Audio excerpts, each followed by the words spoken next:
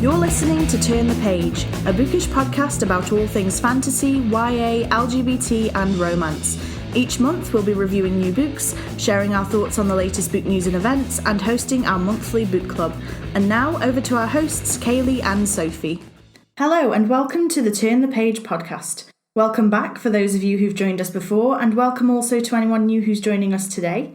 We're back after a bit of a break, a longer one than intended due to tech issues mostly, which we're pleased to say should now be all fixed, so we are back and ready to talk books. As always, I'm joined by my lovely co-host and sister Sophie. Hi Sophie. Hello. It's great to be back.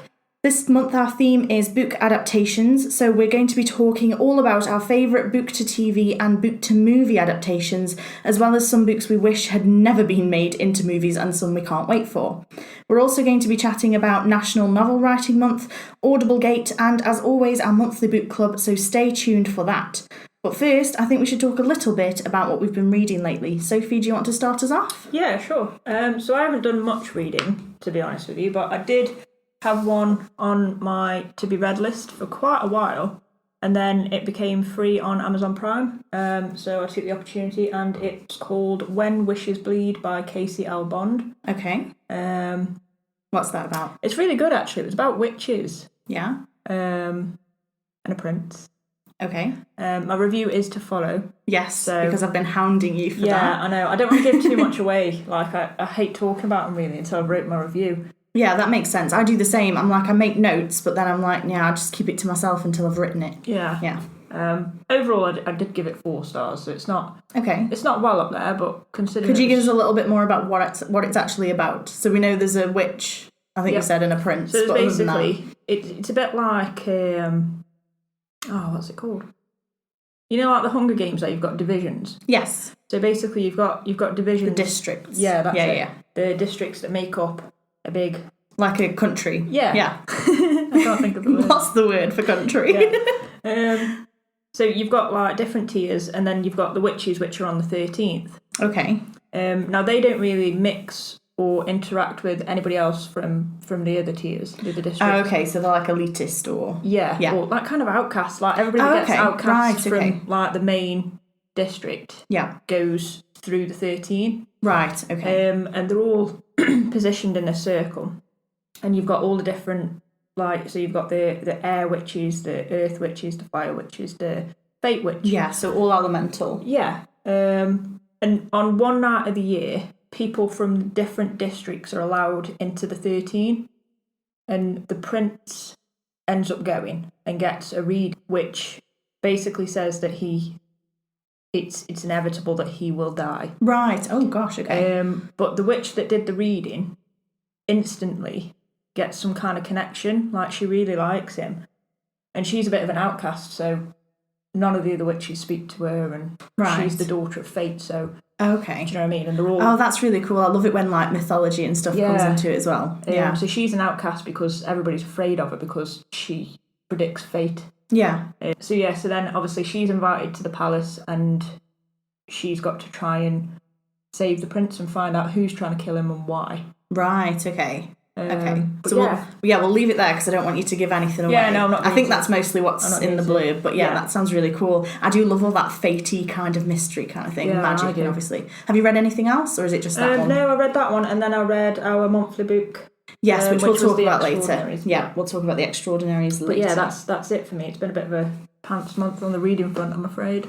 Yeah, I mean, to be honest, it hasn't been a month though, has it? Because for us, we did the podcast, it was back in August, and then we had a month off because you went away, then we had another month off because you moved house, and then we had another month off because we had really bad technical issues. So yeah, it's been a long time coming. So I've read quite a few, actually. Well, say quite a few, not as much as normal, and the lockdowns put me into a massive funk, but also the last 5-star book that I read, which was The House in the Cerulean Sea by TJ Klune, which I've talked your ear off outside of the podcast. I do need to read it. Yeah, but that was such an amazing book. I absolutely loved it. Every single thing about it, the characters, the world, just everything. And since I read that, which I feel like is possibly the best book, I don't even know, whether this year, ever, I don't know, it's so good. I just feel like nothing else has been as good. Nothing else has struck me the way that did. Yeah. And I'm finding it so hard to get into anything new because that's always in the back of my mind now. I had that last year. I think it was last year. It might have been this year. Yeah, with what? You've forgotten. I'm really bad with names and stuff.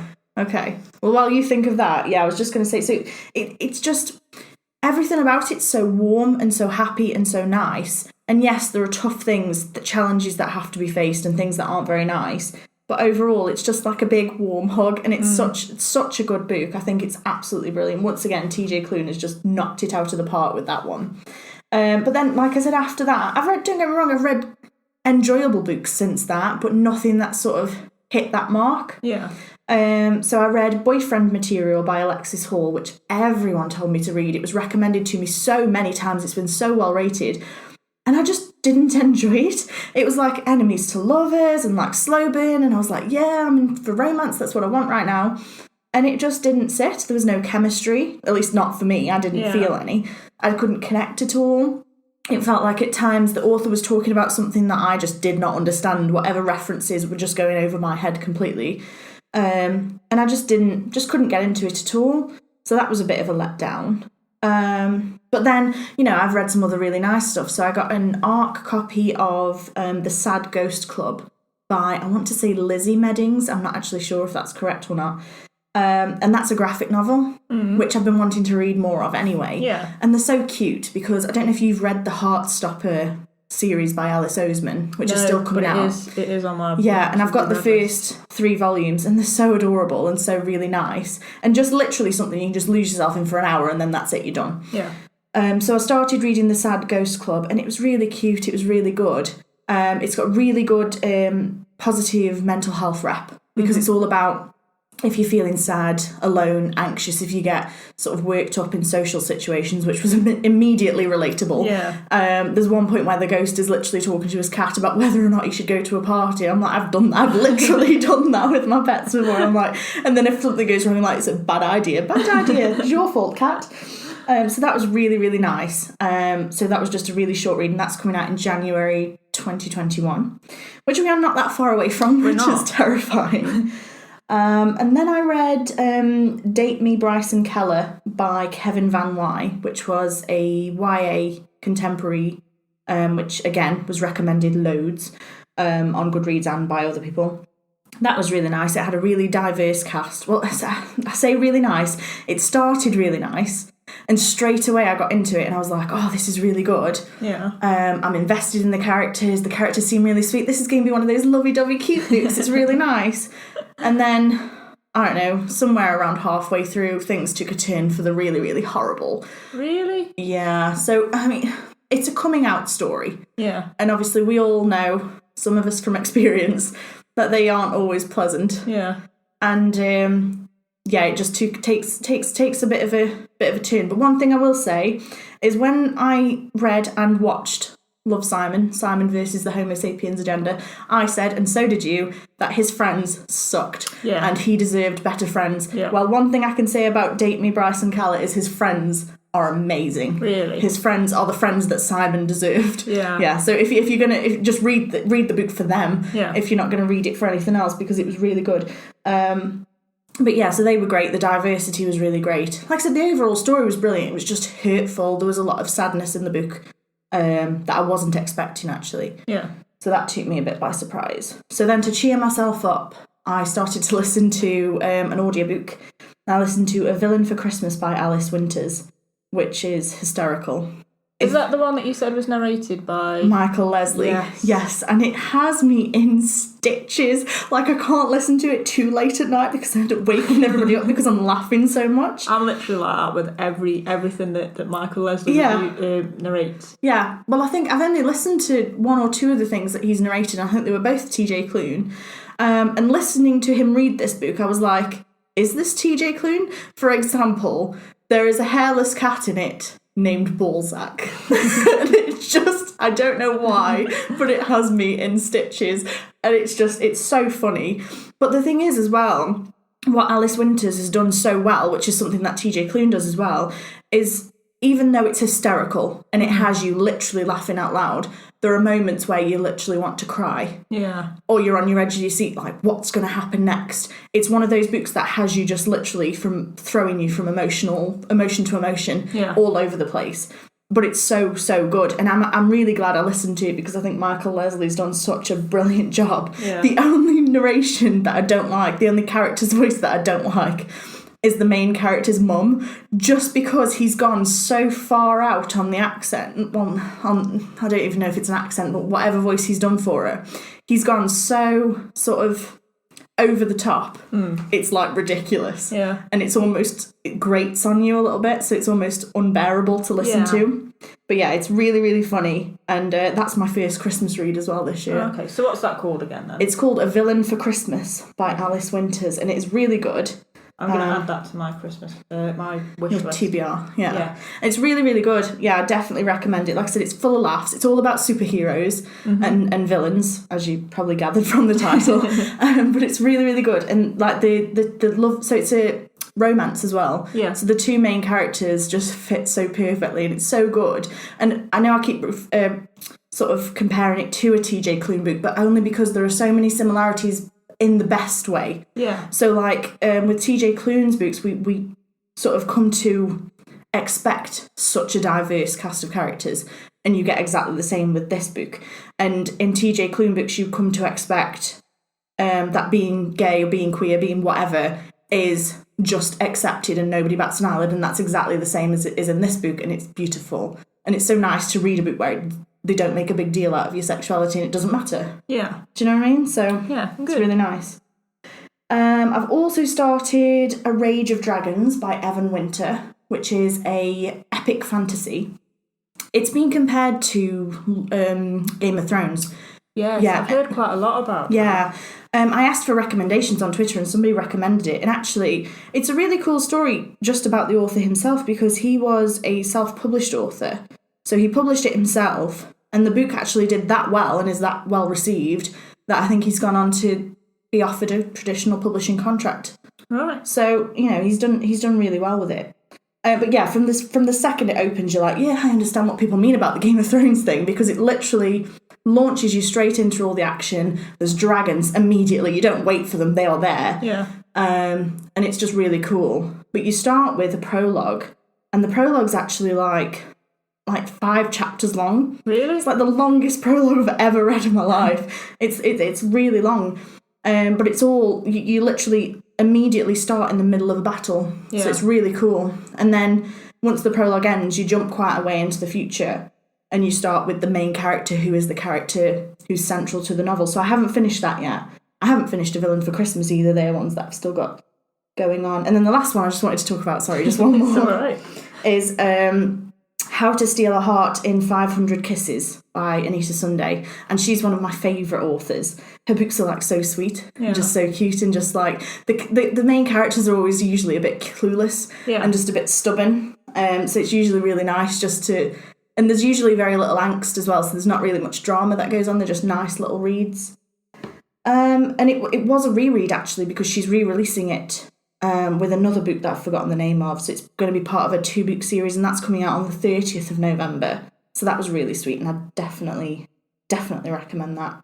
Good. But yeah, so you read anything else, or was that? No, that's literally been it for me. Yeah. I'm hoping that I'm going to do better this month, but I always say that, so I'm not going to. But I will do better this month, because I feel better on myself. I feel like I'm coming out of my reading slump. Yeah, that's the thing. I felt, because we didn't do the podcast for so long as well, I just felt like I had no drive to read anything.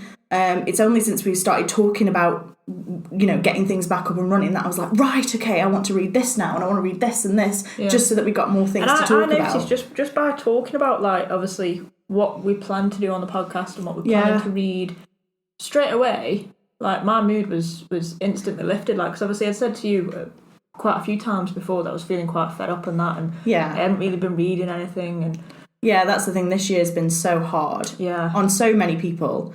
And I mean, even not at all discounting the worst things that have happened, but just in terms of your mood and your mental health, just being stuck in the house and not seeing or talking to anybody that you normally would, it's had me feeling just utterly rubbish. And I'm not trying to lower the mood of the podcast at all, but it's been so nice just to get back together and get back to talking about books, because it does make me happy, and I hope it does for you and for anybody who's listening, because it's nice. Like I said, it has, obviously, like I said before, the minute that we start talking about something book related, you just start feeling a bit better. And then you're just inspired, and what's it to actually, do you know what, I'm going to pick up that one that I've been saying. Exactly. Because even right now I'm like, right, when we're done, I'm going to listen to this, or I'm going to read this, and that's it. Then I'm like, my mood's set. But it's really good. But so let's move on.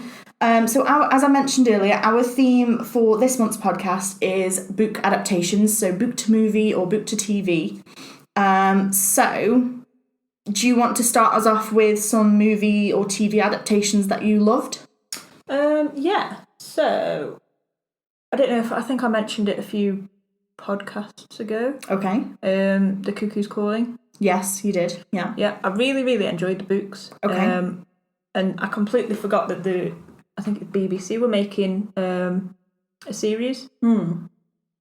Until I saw it on I saw it on iPlayer a bit ago. Okay. So I started watching those. Were they good, or? Yeah.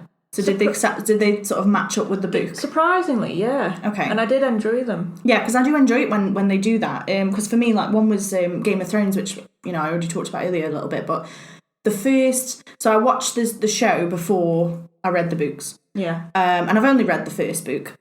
But when I read the book after watching the show, I couldn't believe how closely they'd got the first book and the first season. It was almost, not word for word, obviously, but you know what I mean. Yeah. It was really, really close. But then people have said to me that after that first season, the show went off on its own tangent and is nothing like the books. There are characters that died in the TV show rather, that are still alive in the books, and vice versa, and things like that. So apparently they just went in a completely different direction. But the first book was so closely done. Yeah. Yeah. Do you have any others that you really enjoyed? There's quite a few, actually.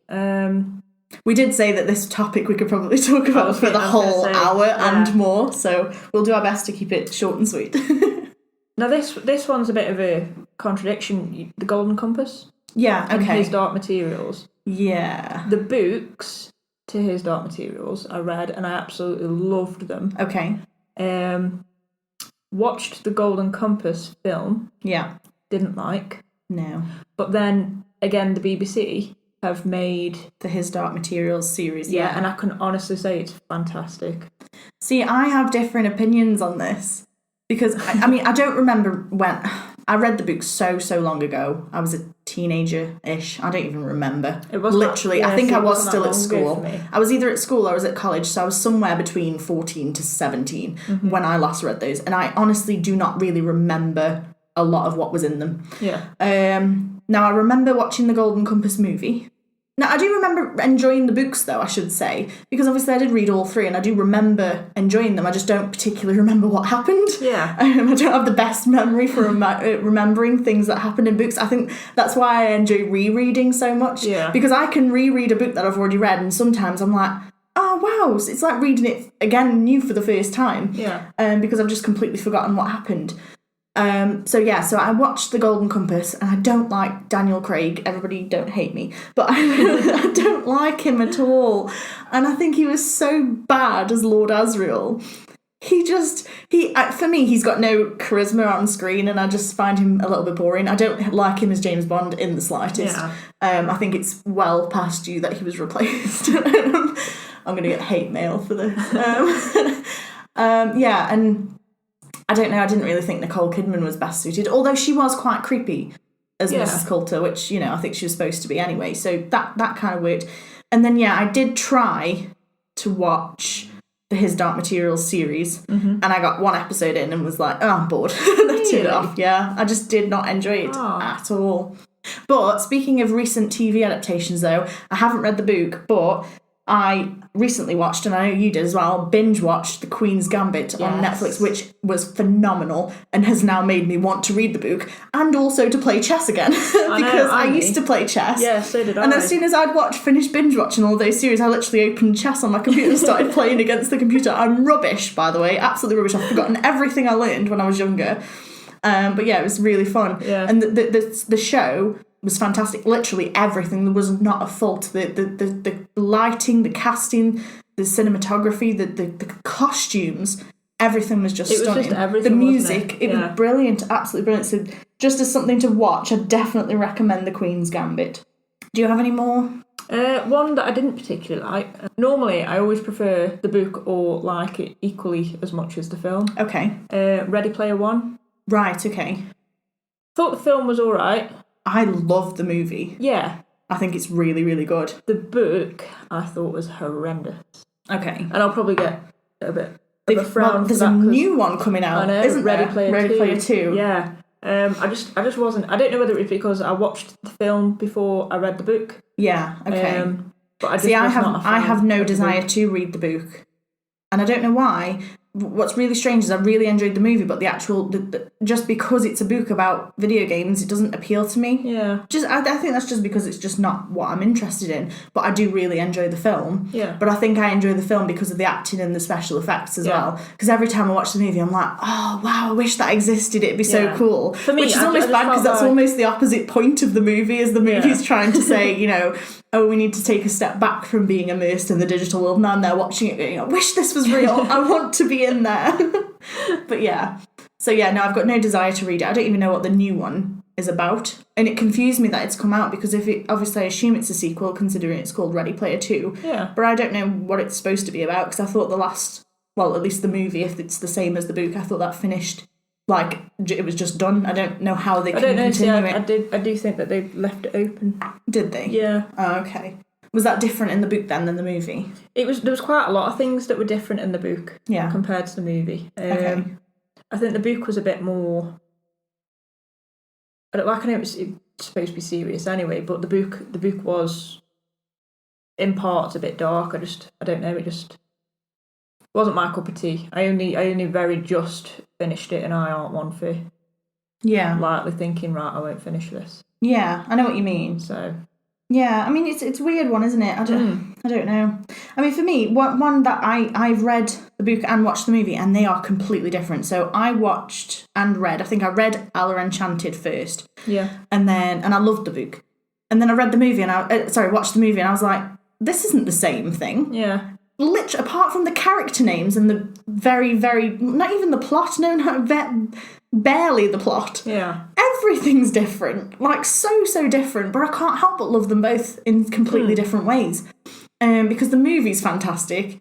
It's got loads of really good songs in. Yeah. The actors are really good. It's funny. But then the book, it's just a completely different entity. It doesn't make sense if you combine the two. It's a bit like Eragon. So Eragon's fantastic. Mm-hmm. The book series is amazing. When I watch the movie, it's so strange because I can see that they've tried to follow it, but they've made some choices in the movie that just weren't in the books at all and didn't make any sense. And some of the casting choices were a bit strange and made me think, like, why? Why have you cast, like Angela, who's meant to be this badass warrior witch kind of thing, as Joss Stone, who, is badass, but, like, it doesn't make sense to me in the way that they did it. So, yeah, that's something I actually would like to be redone. I think Eragon would make a fantastic TV series if it had, like, the budget that Game of Thrones had and was done in sort of, like, a big production that way. I think it would be phenomenal. Yeah. And I think that would be really, really cool. So are there any more that you enjoyed? One that I really enjoyed, both book and film, was Terry Pratchett's Good Omens. Yes, that's on my list actually as well. I got a bit obsessed with it, and like I think I read the book 2 or 3 times, and then I kept watching the series. Yeah.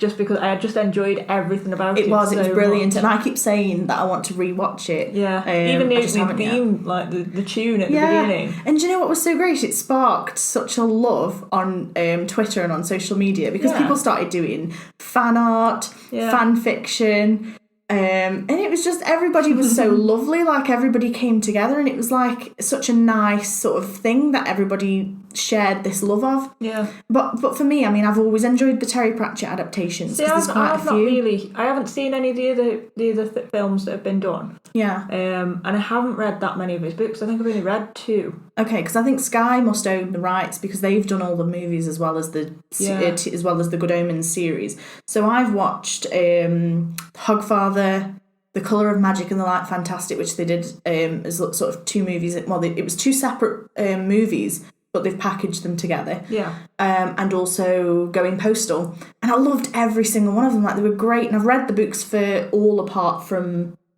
Oh, I might have even read I've read Making Money, not Going Postal. Mm-hmm. And they're brilliant. Like, the actors are fantastic. Because in The Colour of Magic and the Light Fantastic, it's David Jason from Only Fools and Horses and Sean Astin from Lord of the Rings. I remember you saying that and before. Together, they're fantastic. And also, I forgot his name. I think it's David Bradley from Harry Potter, Joe Filch. Yeah. He's in it as well as some sort of toothless barbarian. And he's so fun. Like, it's just so funny. Everything works perfectly, and honestly, I could just watch them on repeat back to back. Yeah. Even The Hogfather, it's now become like a Christmas classic for us. We watch it every year because it's set sort of Christmas time. Can you only get it on Sky then, or you can buy them on DVD or through Sky? I think I did actually try to get them on Amazon digital download this week, and they're not available. Are they not? So I think it's either DVD or a Sky subscription only at the minute. Right. But I know there are more in the works as well. Like, Sky have announced another one. I don't even know what it is now. It might be... I think it's one of the Commander Vimes ones. So it's like the police service ones. I don't know which one it is exactly. But they're really, really fun. And I think they're good because they don't take themselves too seriously, which is obviously the point because Terry Pratchett wrote satire anyway. Yeah. But they're just great to lose yourself into, and they do just make you laugh.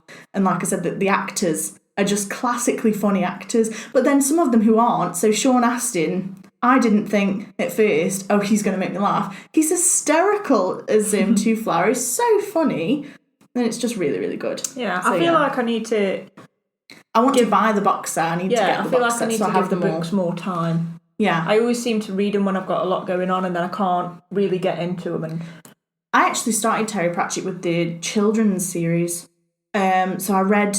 the Tiffany Aching series, which I think is 4 or 5 book series, which is The We Free Men, which are, again, hilarious, really funny. And that's kind of where I started with those. And then I went on to sort of Diggers, Truckers and Wings, which again is like a kids series. Mm-hmm. And that was it, The Amazing Maurice and His Educated Rodents. That's actually the one that's been adapted, and that's a kids one. Yeah. That's really good. And then after that, I haven't read loads of the Discworld ones. I read Nation, which isn't a Discworld one, but that was really good. Dodger, again, not a Discworld one, but really, really good. I read two of the Death series ones. Yeah. You've read Mort, haven't you? Mort and Reaperman, is that the second one? Yes. Yeah, I think so. Yeah, and then it's Soul Music, isn't it? Yeah, and I haven't read those, but no, you said I've only read the 2, but I did enjoy them. Yeah. But then I went back and tried to read The Colour of Magic. Is that's the first one? That's the first one. Yeah, it's either The Colour of Magic or The Light Fantastic. One of those is the first one. And I felt like I just couldn't get into it at all. But I don't know if it was just because I've got a lot going on. And yeah, I like the police ones as well because I think it was Snuff was possibly one of the first ones I read, and Raising Steam as well is really good. But I've got loads of them, but obviously there are a lot. Like I think I've got about 20, and there's over 50 now or something. I don't even know. But yeah, they are really good. So let's move on. So we've talked about TV and movie adaptations that we loved. Mm-hmm. What about ones that we hated? Okay. Can I start off with one that I know you also hated? Yes. Okay, so we hated the book and the movie. Can you guess what it was?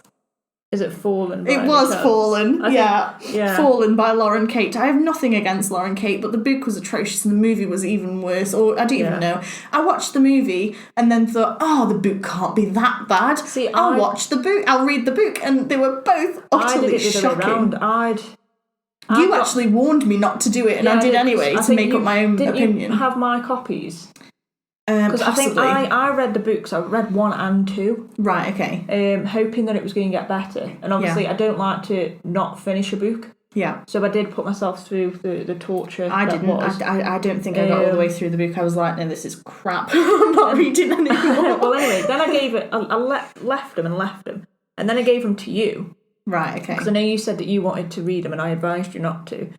Yeah, and I ignored you and stupidly. Then years later, I found the film, and I was like, I'm sure there was a book on this.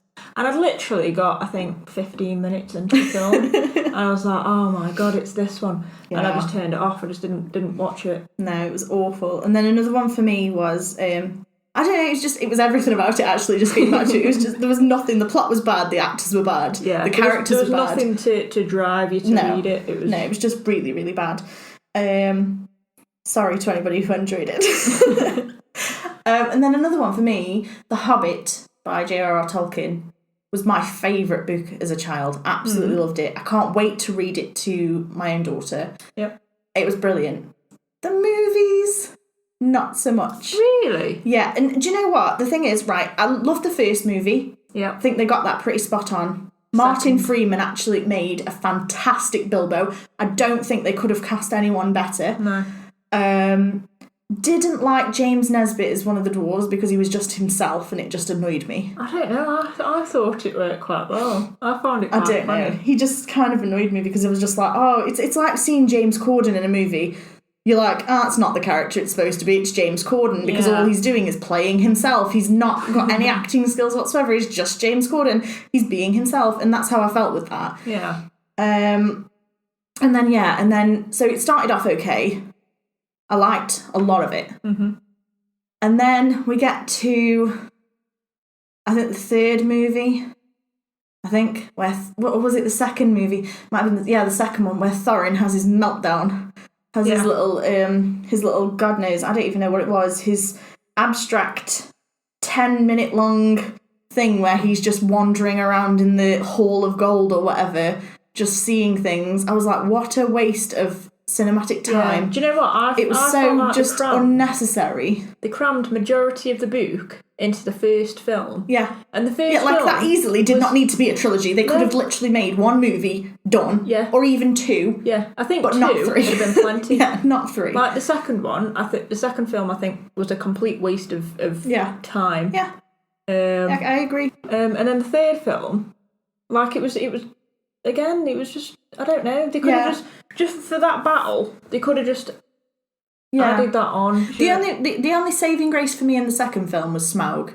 Yeah. Because Smaug was brilliant. Yeah. Benedict Cumberbatch was fantastic. And the interaction between Smaug and Bilbo was fantastic, and it was really, really good. Mm-hmm. So I think if they'd have kept the first film as it was, and then maybe done the second one with more Smaug. But then it's like, Smaug then literally disappears. Sorry if anybody hasn't watched it. It's too late now. It's been out for too long. I'm not avoiding spoilers now. Smaug, literally, he's like shut down in the first 2 seconds of the third movie. And I'm like, well, that was anticlimactic. He's gone now. Yeah. That's done. And it was like, I was just like, he should have been in it for longer. It didn't make any sense to me that he'd just be gone so quickly. Yeah. And like I said, it was just too much. I think they started off well, and then I think Peter Jackson was just like, I've just got toys to play with, because it's like the whole the whole scene. What's it called now? I've completely forgotten what it's called. The bit where he goes to the necromancer's lair. Yeah. I've completely forgotten what it's called. Dol Guldur, which I can't say. Yeah. He goes there. And Peter Jackson, because I watched the behind the scenes thing, and he's like, I've got this new camera. And he's just playing with it. And you can see it in the movie. It's so animated, so overly animated. Straight away, I was watching that, and immediately I was like, I'm not in a movie anymore. I'm not immersed in this world anymore. I've come out of it because I can see that it's fake. Yeah. And when you're watching a movie, you don't want to know it's fake. No. You want to feel like you're in there. Yeah. Do you know what I mean? And it was so CGI heavy, but not, I don't think, good CGI. Not compared to what was in Lord of the Rings. And I just think it just completely diverted from the actual story into, look at this cool technology, when actually that wasn't what we were there for in the first place. I agree with that. Like I said, I really enjoyed the first film, and I love the book. Yeah. But like I said, the other two for me have just... Like I said, in the second one, the whole section with Smaug was brilliant, and that I definitely would keep. Yeah. But just the bit where Thorin goes off on one, I don't think it was necessary. It was like in my opinion, I think it was an exaggeration to kind of match up to the length of Lord of the Rings. Yeah, that's what I mean. It seemed like he was trying too hard to fill out a trilogy when it should have just been 2 movies. Yeah, definitely. It did not need to be 3. No. It's like I've even watched the extended edition. And I think, do you know what? There's some bits that they cut out and put in the extended edition that they should have left in and got rid of all the other rubbish bits. I'm like, why did those bits get cut? They were actually better than what was in there. So yeah, for me, those 2 were definitely at the top of my did not really enjoy the adaptations of those lists. Do you have any more that you didn't like? A couple of thrillers, actually. Yeah? Well, I say thrillers. Gone Girl. Okay, I haven't seen that. No. Thrillers aren't really my bag. I don't recommend it, to be honest. I've read the book because it was so hyped. And I do like to switch between fantasy and thriller. Yeah, okay. See, I like to switch between fantasy and romance because I'm more of a lovey-dovey gooey kind of person, but you're like, no, I want thrillers. Everybody has to be murdered or die. If somebody's not dead, I'm not happy. I like psychological thrillers where you kind of think, why would a person do that? And obviously the journey that somebody goes through to make themselves believe that that's okay. Yeah. Obviously, do you know what I mean? Yeah, that makes sense. So yeah, I do like a mixture of fantasy and thriller. Yeah. But yeah, Gone Girl, it was so highly talked about. Like, I remember everybody yakking on about it. Literally, I don't know whether, like, the book for me was ruined by somebody because every time that I'd progressed through the book and I was about to read, I don't know, say a cliffhanger or like the next part of the mystery, this person would tell me what was going to happen. No. Yeah. Well, I can safely say that wasn't me, and I hope you've unfriended them for life. Straight away. That's like a criminal offence. So straight away, I couldn't enjoy the book. No. And then I went on to watch the film. Oh, that's awful. I know. Somebody did that to me with the final Harry Potter book. Yeah. And sort of read my copy ahead of where I was reading, and then said to me, "Oh, this person dies," and I was like, "No, what?" I didn't speak to them for like a week. I was just like, "No, I'm not talking to you." That's pretty like going a week. I don't think I spoke to this person for. I'm not going to drop names because this person is still in my life. Yeah, mine too. It wasn't me, was it? No, it wasn't you. No, it wasn't you at all. No, if it was you, I wouldn't be doing this with you. You'd be like cast out. Okay. No.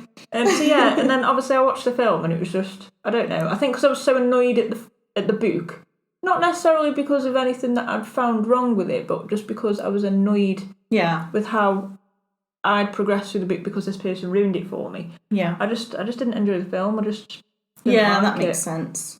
Okay, well, let's move on. Let's go on to books that we would love to see adapted. So I've already said about Eragon. I think that would make a fantastic TV series if it was given the kind of budget that Game of Thrones was given, if it was cast with the same kind of good quality actors. Fantastic. Another one for me, so again, obviously The House in the Cerulean Sea. It was such a good book. I'd just love to see it come to life. It's just like now a dream that I'd just love to be there. But then at the same time, I don't know who they'd cast. I don't know how they'd do it because it's so unique. I just don't know how they do it. And there's always this little niggling thought in the back of your mind where you're like, oh, gosh, I don't want them to ruin it. Like we've said, like they did with The Hobbit and things like that. And it's like, I don't want them to ruin something that I love so much. Yeah. So there's that. I'd love to see an adaptation of The Night Circus, which I think would make a great movie. But part of me only wants to see the world of it. Yeah. I just want the imagery of it and just to see the magic almost come to life, if that makes sense. Do you have any? Yeah, I'd love for them to make a Throne of Glass series, not a film, because I think there's too many books. There's too much material for a film. I think they could do so much. I think there's too much material for a film series. Even I do think you're right. I think a TV series would be great there. Yeah. That would be really good. Just as well, just having another female heroine just kicking ass on screen. I think that'd be so good. Because I still don't think we get enough of it, really. No, we get more than we used to, but I don't think we get enough. So no, I agree. That would be really, really fun. And I think it would be fun because of all the different sort of settings. Mm-hmm. Because obviously you've got the city settings, which remind me of like Dickensian London. Yeah. Really old-fashioned, kind of gothic. Towns. Yeah, and then little villages. But then you've also got the other worlds where it's, well, not worlds, but other lands where it's more like Fae and like forests and all this beautiful scenery. And I think it'd work really well together. It'd be like an epic scale of setting. I keep thinking, like, you know, when you go on your phone after you've discussed something and you get like an ad for it, or I'm really hoping that that happens with Throne of Glass. Yeah, you just get like a little thing. This is being made into a movie, which is funny actually, because one that was on my list is Six of Crows. Right. The Six of Crows duology. So there's Six of Crows and then Crooked Kingdom. And I think I've mentioned before, I actually liked the second book more than the first book, but I think that has actually been, or it is in the process of being turned into a TV series. I think it's actually Netflix or something, but it's combined with the author's other series, which I've completely blanked the name of. I don't remember the name of the series. But yeah, so that's sort of being combined with something else, and I think they're running kind of together. Yeah. But I've seen the cast, or what they announced originally as who the cast was, and I think the cast looks really cool because they're really diverse characters, so that looks really good.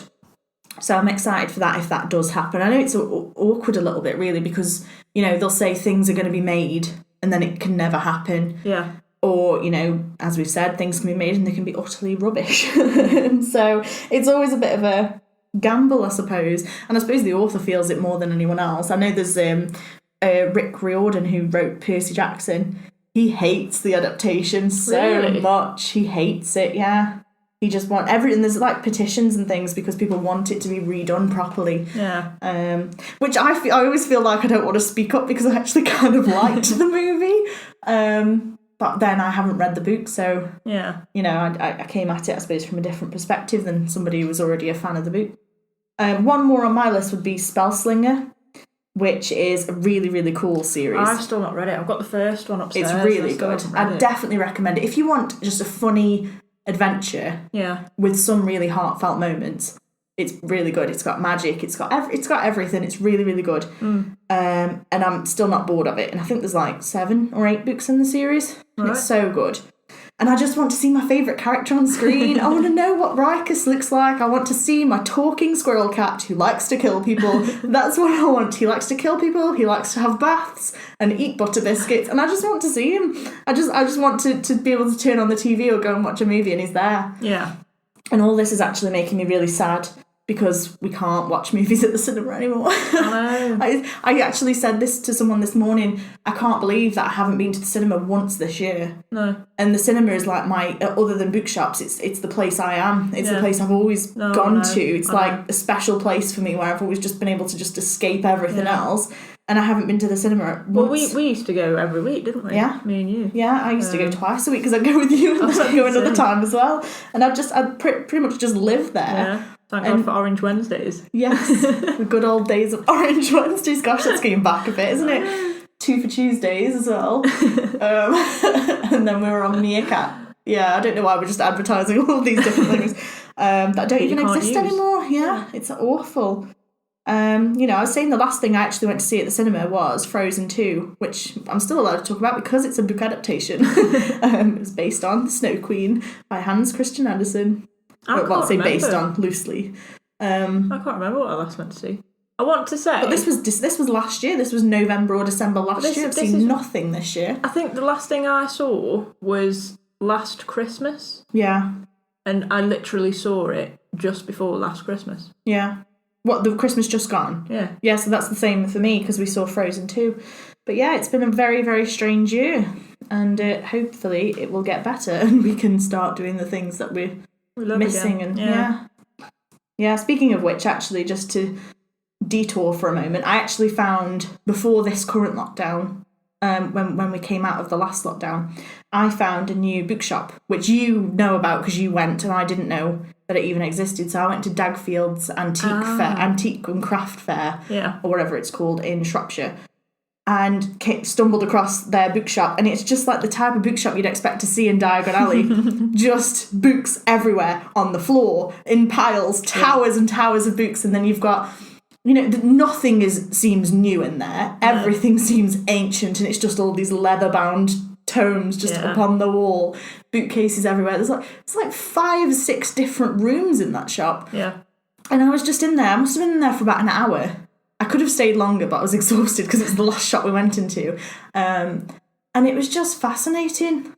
It really was. It smells like a proper old I just wanted shop. to bottle the smell and just take it home and just keep it in the house. It was just, I'm definitely going to be going back when it's reopened. But yeah, it's just one of those places that you could just lose yourself in for hours. And some of the books, some of them were even in English, and I still wanted to buy them because they looked so good. Yeah. I came across like a selection of German sort of, I didn't even know, well, that's the thing, it was in German. I didn't even know what it was about, but I was like, that looks so nice, I want it anyway.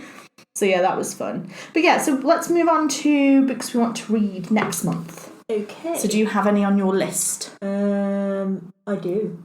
Okay, do you want me to start? I've got quite a few. Okay. I've got saved that I want to read. Okay. I just never seem to get round to it. Okay.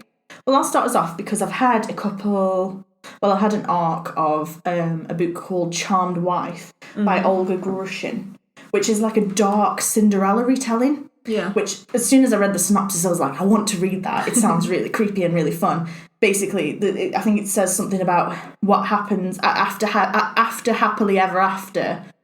What happens next, and then something about Cinderella is going to see a witch or a fairy godmother because she wants to kill the king. And I'm like, oh, wow. Okay. And it sounds really good. So I'm like, okay, what happens next? So yeah, that's definitely on my list to read soon. What about you?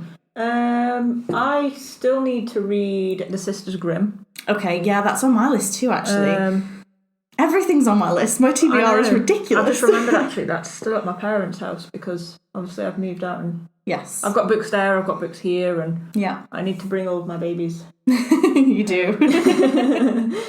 Yeah.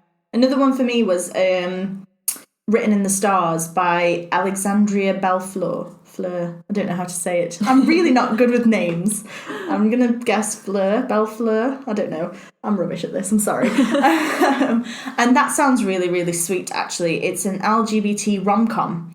And it says that there's nods to Bridget Jones and Pride and Prejudice, so straight away I'm like, yes, I'm there for this. And it's LGBT and its own voices, and I'm just really excited to read that one. So that's what I'm hoping to tackle over the next month. I've also got How It All Blew Up by Arvin Armadi, which again is a LGBTYA, and that's own voices as well. That sounds really, really sweet. So you can look all of these up on Goodreads and add them to your TBR. Yes. And then I had one more which I've requested as an ARC because it's not out, I don't think, until next year. I probably won't get it because it's really, really popular, actually. Called Master of One by Jada Jones and Danielle Bennett. And that's like a fantasy. It's set in the world of the Fae. And it's about somebody who has to go and find an artefact. But he comes to find that the artefact is actually a person. Oh, okay. And it's meant to be like a heist, kind of fantasy heist, but with loads of humour. Yeah. So straight away I'm like, oh, that sounds really good. I'm really interested in that. I think there was a reference, somebody said in the blurb that it was a bit like Six of Crows. So straight away I'm like, yeah, that's like a fantasy heist. That's really cool. That's definitely something I want to read. And also comparisons to The Cruel Prince by Holly Black. So they're all really cool fantasy things that I really enjoy. So hopefully, I've got my fingers crossed that I'll get it, but if not, I'll just buy it when it comes out anyway. But yeah, what about you? Any more? Yeah, like I said, I've got quite a few. There's one I'm assuming is a fairy tale retelling. Yeah. Called Cinderella is Dead. Yes, I have that as well. Have you got it? Or? Yes, I do. I actually think we managed to go on a book haul, didn't we?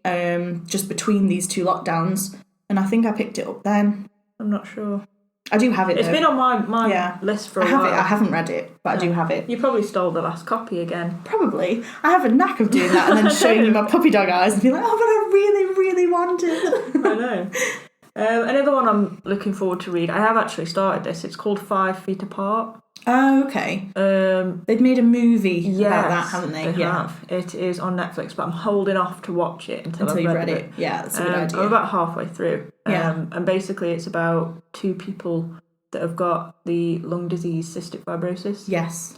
Okay. And I don't know, I try and steer away from things that I know are going to make me really sad. I know, and because I've accidentally made myself really, really sad too many times with things like Marley and Me. Yeah. And what was that other one that was on? There was like Midnight Sun, which was on Netflix, which isn't the Twilight A Monster one. Calls as well. Yeah, A Monster Calls, and I think, was it Everything as well? That's another adaptation, and I'm just bawling my eyes out, and I'm like, this isn't fun. I don't like this. Well, I always try and opt for things that are a little bit more happy. Well, like I said, I kind of stumbled upon it, and then I thought, well, here's me moaning about being in lockdown and all this, and then I thought, oh, yeah, imagine not being able to ever go closer than 6 foot to somebody. Yeah. And I thought, no, I'm gonna read that. That's true. Like it's like a bit of give you a bit of perspective almost.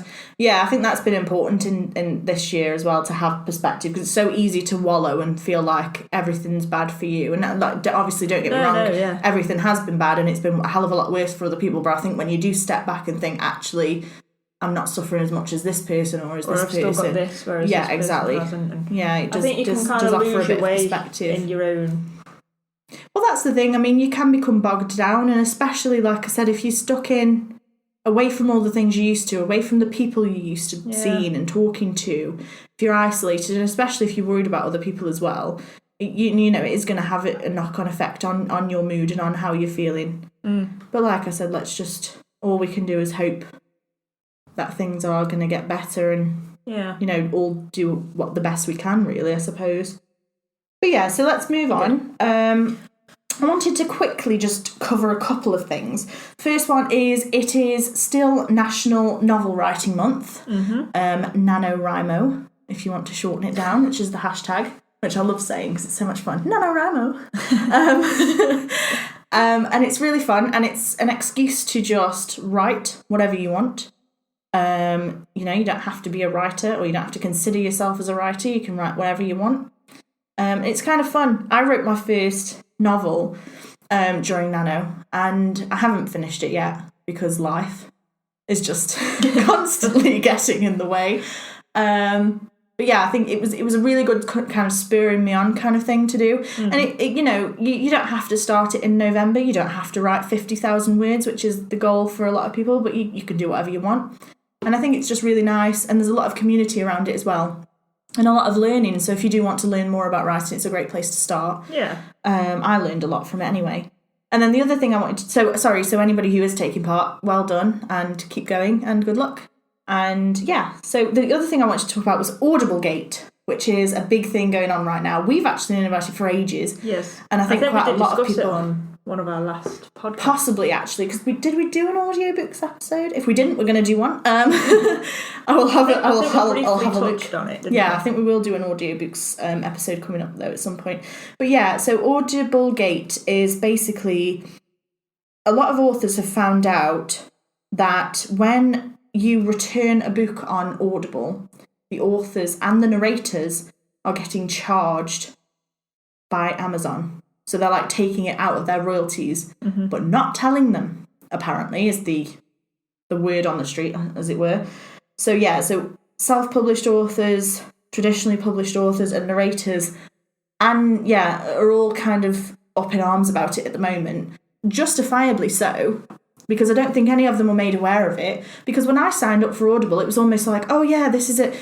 You know, you pay your monthly fee, and then you almost get to treat it like a library service. That's the thing, and that's how it is. You can return a book, or as many books as you want, and take out new ones, and that was it. Now, we never got told as consumers that the authors are going to be charged, or else I'd have never done it. No. Do you know what I mean? I've as somebody who does write, who wants to, you know, have a published novel at some point, hopefully soon, you know, that idea to me is horrendous. Why would you charge the person creating it when you're offering free returns? That doesn't add up. So I think that's the big problem at the moment, and hopefully something gets sorted about it, because it's not fair. I think just making people more aware, because obviously when I first had Audible, I said, it was when you buy it, it's made out that it is like a library service, and no questions asked. If you want to return a book, you can do so with as many as you like. Up to a year, I think, after you've bought it, you can do it. And then if you cancel your membership, obviously you can't return them anymore. As I said to you, surely then, if Amazon are just getting, if you are a paying member and they are still getting, your monthly membership fee, why are they charging the authors if you return a book Because Audible aren't losing any money. No. They aren't losing a penny because you are still paying your monthly subscription. Now, I don't know if it changes any for people who don't pay monthly and who just pay the price they pay for audiobooks. I don't know if that's any different or not.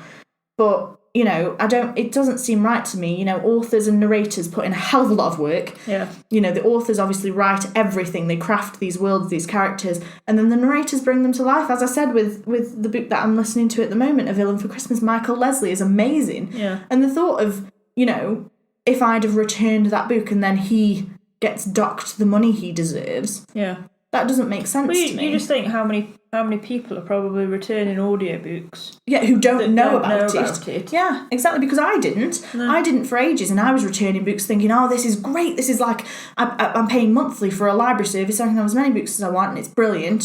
So even if I finish one before the end of the month, I can have another one. And then when I found out, I felt awful. Yeah. I even went out and rebought some of the books that I'd returned because I was like, I don't want to be responsible for that at all.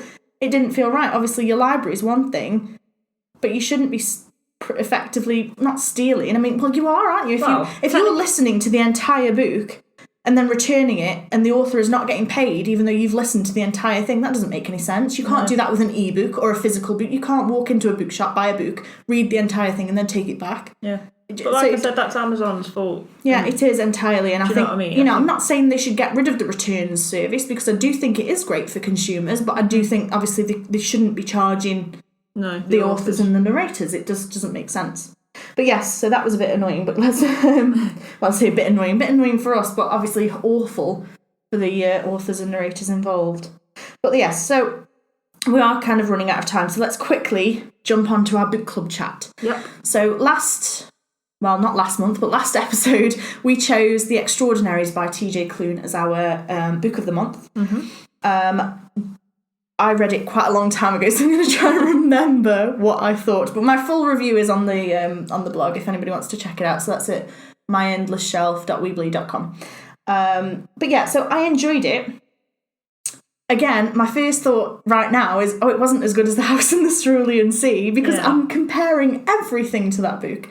But it was really, really good. I loved the superheroes. I loved that it was a YA superhero fantasy sci-fi, because so often you do get adult sci-fis, and I loved that it was a superhero but for kids. Yeah. Well, for teens, whatever. I thought Nick, who's the main character, was really relatable. Yeah. I thought he was so much fun, but at the same time, really like tugged on your heartstrings. Yeah, he's really sweet. I loved his character in his inner monologue. I thought he was brilliant. Yeah. Absolutely brilliant. Again, we had great diversity in characters. The only thing for me, and the reason I didn't really give it 5 stars, was I guessed all of the plot twists. Yeah. So everything that was supposed to be, or what I assumed was supposed to be, you didn't see this coming, I saw it coming. But that's the thing. But I'm wondering now whether or not it was intentional, because the thing is, Nick, who's the main character, was always kept in the dark. Yeah. So part of me wonders whether we were supposed to know what was happening, and then it's more sort of not sometimes funny, sometimes upsetting to watch Nick, who doesn't know what's going on. But yeah, so I'm not sure whether that was the intention, but that's how I felt. But it was really, really good. I believe that it was intentional. Yeah, probably. And I think that kind of made part of the story, and obviously that kind of gave you the sympathy and like the for Nick. Do you know what I mean? Yeah, but then at the same time, you realise just how much his friends are looking out for him. Yes. Because obviously, if we didn't know what was going to happen, if it wasn't that obvious to us, then we'd have just thought that his friends weren't being very nice. Yeah. So I do agree. It was intentional. Yeah, and I do really enjoy it. And I know we can't talk about it too much now because we are running out of time, but we will be having the book chat on Twitter on Friday, the 27th of November at 7 p.m. So that will be going ahead as normal, and come along and we'll have a chat in the comments about that. We'll be asking some questions, and it's just a nice place for everyone to talk about the book.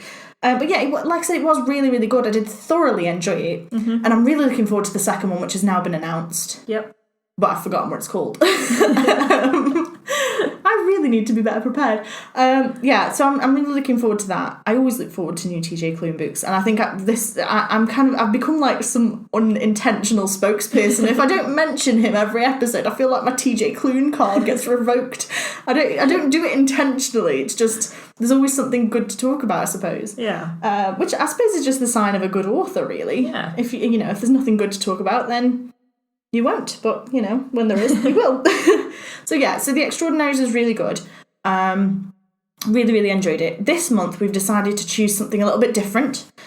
We actually chose this book when we intended to record the podcast, which was around Halloween. Yes. So we decided to try and choose something that had a little bit more of a spooky feel, something that was a little bit more Halloween-y. Obviously, it's past Halloween now, but we don't care and we're sticking with it anyway because it sounds really good. So we decided to choose The Library of the Unwritten by A.J. Hackworth, which sounds fantastic, actually. So even without telling you the blurb, The Library of the Unwritten... And if you know the series name is, I think, The Library of Hell, isn't it? Or Hell's Library. Yeah. So straight away, you're kind of like, oh, well, that sounds cool. Yeah. But yeah, just to tell you a little bit about the back, it says, every book left unfinished by its author is filed away in the unwritten wing, a neutral space in hell presided over by Claire, its head librarian. Along with repairing and organising books, her job consists of keeping an eye on restless stories whose characters risk materialising and escaping the library. Now, I won't read any more because there's a bit more, but it sounds really cool. Yeah. And I know you have actually already started listening to this because, like I said, we chose it a while ago. Now, from what you've said, I really want to read it even more.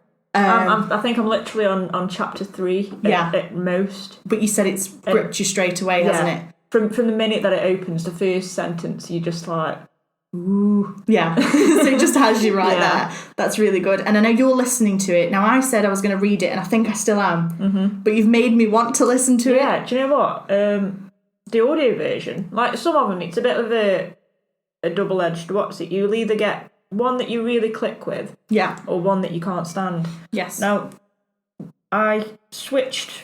When Wishes Bleed, the last book I read, I started reading it, and then I tried to listen to it because I was at work. Okay. And I just couldn't stand the narrator. It was kind of ruining the book for me. Right. Okay. The voice was just so droning and like. It is hard, isn't it? Because a narrator will obviously make or break an audio. None of the character voices matched up because you could tell it was the same person and it was literally like just like no effort. Like every time a character changed, the voice changed to like you just got a sore throat. Right. Do you know what I mean? You were losing your voice. It really wasn't anything. What's it? So I ended up finishing the book by reading it on my Kindle instead, which I'm glad I did because I still enjoyed it. Yeah. But yeah, the audible narration to The Library of the Unwritten so far is fantastic. The characters are already, even though you're in there chapter 3. That's really good. Yeah. It's really good when something grips you like that. So so that's what we've chosen this month. So we've got our spooky, sort of Halloween inspired kind of, that's what we went for. Yeah. Book. So it's The Library of the Unwritten by A.J. Hackworth. So if you want to read that with us over the rest of November and into December, and then join up with us on the next podcast. So we decided actually, because this podcast is a bit late because we did have a lot of tech issues at the beginning of the month, we decided to move the Christmas special back to the 22nd of December, so it'll be just before Christmas, so it'll be a few days before. So that'll hopefully give people something to listen to while you're off work, if you are off work. If you're not, then try and listen to it anyway, because we love doing this.